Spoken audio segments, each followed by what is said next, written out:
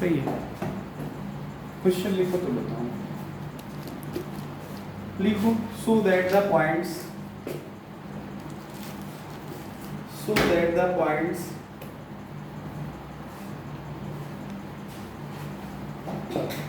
1, -1, 5, 2, so that the points 1, -1, 5, 2, 5, 2 and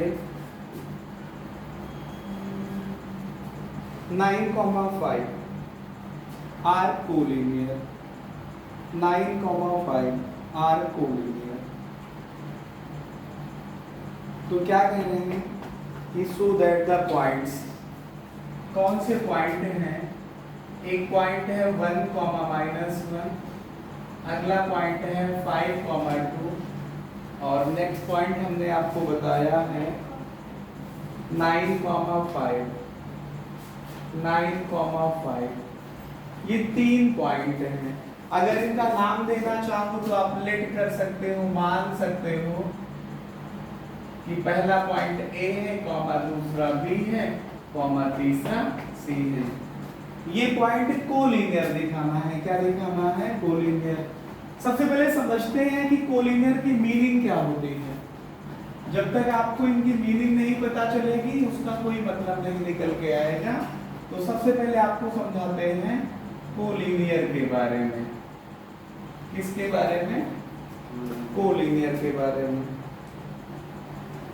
देखो किसी point को कोलिनियर कब कहा जाएगा? मतलब जब हमारे पास 2 या 2 से ज्यादा पॉइंट होंगे तो उनको कोलिनियर कब कहा जाएगा, ये मतलब समझते हैं।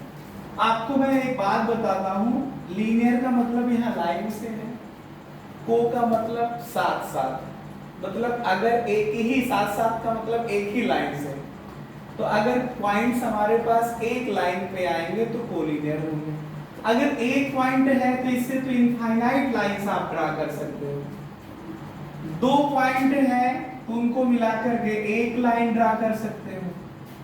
लेकिन अगर 3 पॉइंट हैं तो ये अगर इनको देखोगे तो एक ट्रायंगल ऐसा फॉर्म हो सकता है। लेकिन एक शर्त समझिए, अगर तीनों पॉइंट इस तरह से हैं कि एक ही लाइन पे हैं, अगर ये तीनों पॉइंट एक ही लाइन पे हैं तो ये क्या कहलाएगा?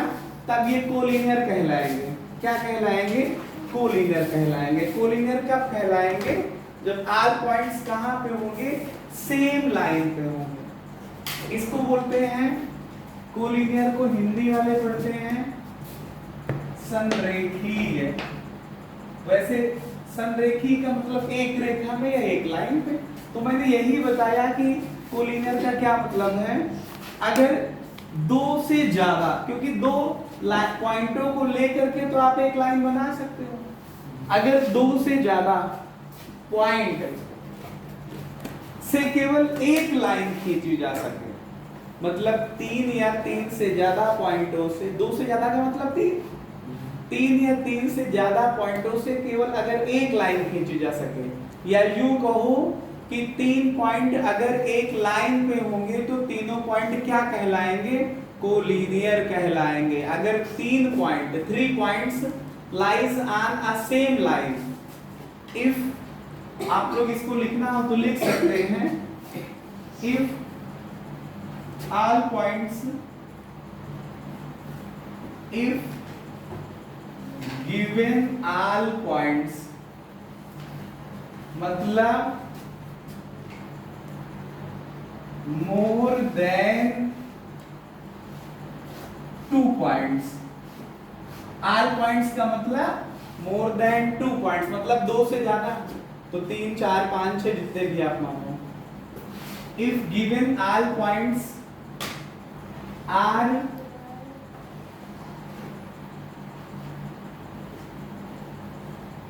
lying on the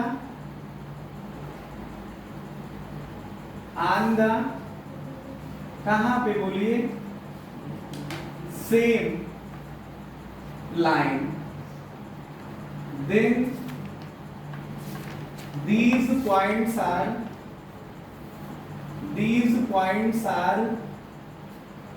called collinear points. These points are called collinear points. दो या वैसे दो नहीं, दो से ज्यादा पॉइंट को कोलिनियर कब कहेंगे? जब वो एक ही रेखा पर हो। दो से ज्यादा दिए गए, दो से ज्यादा मतलब 3 या 4 या 5 जितने भी दिए होंगे, उन पॉइंटों को कोलिनियर या संरेखी कब कहेंगे? जाकर के जब उन एक ही लाइन पे हो। हमने आपको बताया कि दो पॉइंट तो हमेशा एक लाइन पे होते हैं, इनको कहीं पे रखो, इनसे एक लाइन खींची जा सकती है।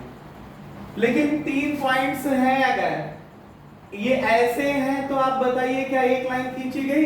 ये तो ऐसे खींचोगे तो एक ये हो जाएगी, एक ये हो जाएगी, एक ये हो जाएगी, तो ट्रायंगल फॉर्म हो जाएगा। लेकिन अगर कहीं ऐसा है कि एक ये है, दूसरा पॉइंट ये है, तीसरा ये है, और इनसे केवल एक ही लाइन खींची जा सके, तो ये पॉइंट कोलिनियर होते हैं।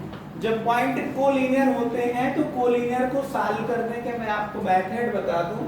क्लास 10th का बच्चा 2 मेथड से करता है। पहला मेथड ये है कि आप ये डिस्टेंस निकाल लीजिए यहां से यहां तक, फिर यहां से यहां तक की डिस्टेंस निकाल लीजिए, और फिर यहां से यहां तक की डिस्टेंस निकाल लीजिए।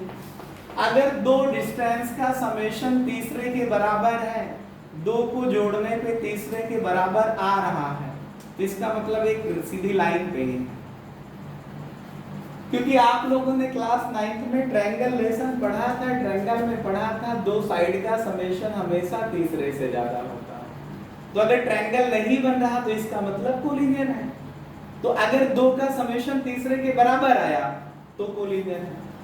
दूसरा ये है कि इसी क्लास में अभी आप चल के और पढ़ेंगे एक ट्रायंगल का एरिया निकालने का फार्मूला, जिसमें पढ़ते हैं आप लोग if the vertices of the triangle ABC x1, y1, x2, y2 and x3, y3, ये ट्रायंगल के वर्टेक्स हैं, शीर्ष बिंदु हैं। तो एरिया ऑफ द ट्रायंगल पढ़ते हैं आप लोग 1/2 इनटू,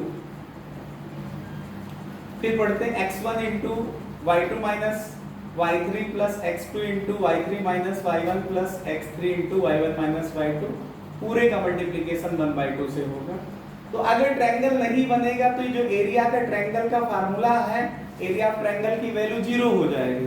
तो एक वहां से निकाला जा सकता है कि अगर पॉइंट कोलिनियर होंगे तो ट्रायंगल का एरिया निकालोगे तो 0 आएगा, क्योंकि लाइन बनेगी और लाइन का कोई एरिया नहीं होता है। लाइन जो होती है वो कोई क्षेत्र को कवर नहीं करती है। कहोगे सर अगर हम पेंसिल से खींचते हैं तो कुछ तो रीजन को कवर करती है। आप पेंसिल को जितना शार्प करना हो कर लीजिए, तब भी तो लाइन ही बनेगी। तो क्या ये रीजन कवर करेगी? नहीं माना जाएगा, वो नेग्लिजिबल है, वो 0 है। ठीक है, समझ रहे हैं? तो क्लास 10 के बच्चे 2 तरीके से कोलिनियर दिखाते हैं।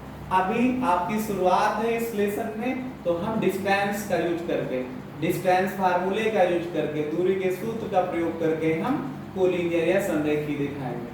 आगे चल के हम ट्रायंगल के फार्मूले का यूज करके, एरिया ऑफ द ट्रायंगल या त्रिभुज के क्षेत्रफल का यूज करके हम कोलिनियर दिखाएंगे। ठीक है, तो आज हम यहाँ पे किस मेथड का यूज करेंगे? हम डिस्टेंस फार्मूले का यूज करके कोलिनियर दिखाएंगे। तो ये आपके पास 3 पॉइंट हैं A B C। आप एक बार डिस्टेंस AB निकाल लीजिए, BC निकाल लीजिए और AC निकाल लीजिए। अगर दो का समेशन तीसरे के बराबर हुआ तो कोलिनियर एक ही रेखा में, और दो का समेशन तीसरे से बड़ा हुआ तो इसका मतलब वो ट्रायंगल बनेगा। क्योंकि क्लास 9th में आप पढ़ चुके हैं, ऐसी प्रॉपर्टी भी पढ़ा तुम लोगों ने कि ट्रायंगल की दो साइड का समेशन जोड़ोगे, कोई भी ट्रायंगल अगर बना है तो दो को जोड़ने पे तीसरे से हमेशा बड़ा आता है। ट्रायंगल की दो साइड का समेशन तीसरे से ज्यादा होगा जाकर के। ठीक है, तो हम लिखेंगे सबसे पहले डिस्टेंस AB, A और B के बीच की दूरी। डिस्टेंस फार्मूला लगाओ AB के लिए। मैंने कहा था केवल डिस्टेंस पूछे जाए तो आप लिखना बढ़िया सर ये x1 y1 x2 y2, लेकिन जब और आगे की बातें बहुत सारी पूछी जाए तो उनको लिखने में टाइम वेस्ट नहीं करना है, क्योंकि पेपर के लिए आपको मात्र 3 घंटे का समय मिलेगा और पेपर में बहुत कुछ अगर आपको आता है तो लिखना पड़ता रहेगा। तो आपको चाहिए कि अगर 100% मार्क्स आप गेन कर रहे हैं तो फिर पहली बात तो 100% क्वेश्चंस भी तो आपको सॉल्व करना पड़ेगा। नहीं पता चले एक क्वेश्चन को इस प्लान करते करते बाकी छूट रहे हैं तो भी कोई मतलब नहीं है। ठीक है, तो बताइए डिस्टेंस फार्मूला लगाइए। हमने तो आपको ट्रिक भी बता दिया था। ए बी क्या ओवर हीटिंग होगी? गजब, अभी तो चला ही नहीं था। पंखा चलाओ।